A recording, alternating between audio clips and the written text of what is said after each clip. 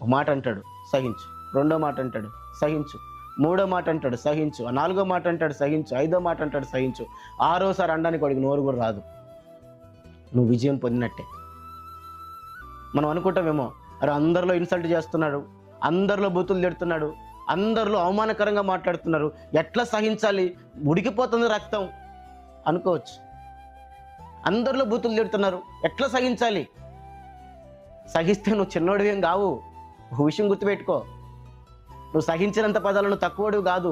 సహించినంత పదాల వాడేదో నేను తిట్టినంత పదాల వాడేమి ఆధిపత్యం సాధించింది లేదు, నీకు తగ్గింది లేదు. నువ్వు ఇంకా దేవుని దృష్టిలో గొప్పవాడివైనావు, గొప్ప ఫలాన్ని పొందుకున్నవాడివైనావు, నీ పిలుపును కాపాడుకున్నవాడివైనావు.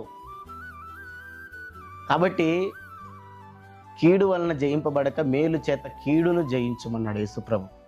దావీదు అదే కదా చేసింది, అదే కదా మనం చూసుకున్నాం. దావీదు ఏం చేశాడు? మేలు చేసి కీడుని జయించాడు, శత్రువులు పశ్చాత్తాపాన్ని పుట్టించాడు, మంచి సాక్ష్యం పొందాడు, ఆశీర్వాదం పొందాడు. ఖచ్చితంగా నీవు నేను కూడా పొందగలము ఈ విధానాన్ని పాటిస్తే. మరి పాటించి చూస్తే ఖచ్చితంగా పొందుతాం, ఖచ్చితంగా అనుమానం లేదు. కానీ మనం అది చేయం కదా, అందుకే మనకి సరైన సమాధానాలు రావు, సరైన విధానం రాదు. కాబట్టి ప్రియులారా, ప్రభు యొక్క పిలుపు నేను జ్ఞాపకం చేస్తూ వచ్చాను. ఏంటి ప్రభు యొక్క పిలుపు అంటే? అన్యాయంగా శ్రమ పొందడం, మేలు చేసి బాధ అనుభవించడం. ఇదే ప్రభు మనకు చూపిన మాదిరి. కుడి చెంప మీద కొడితే ఎడమ చెంప చూపించడం, కీడుకు ప్రతి కీడు చేయడం ప్రభు మనకు నేర్పిలా. శత్రువుకి ఇంకా ఆహారం పెట్టు, దప్పిక తీర్చు, కీడుతో కాకుండా మేలు చేత జయించు అని ప్రభు అయిన యేసుక్రీస్తు వారు సెలవిస్తూ వచ్చారు.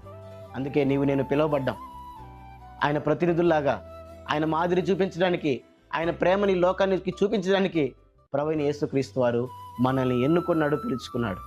ఆ పిలుపుకు తగినట్లుగా జీవిస్తే గొప్ప ఫలాన్ని ప్రభు దగ్గర మనం పొందుతాం.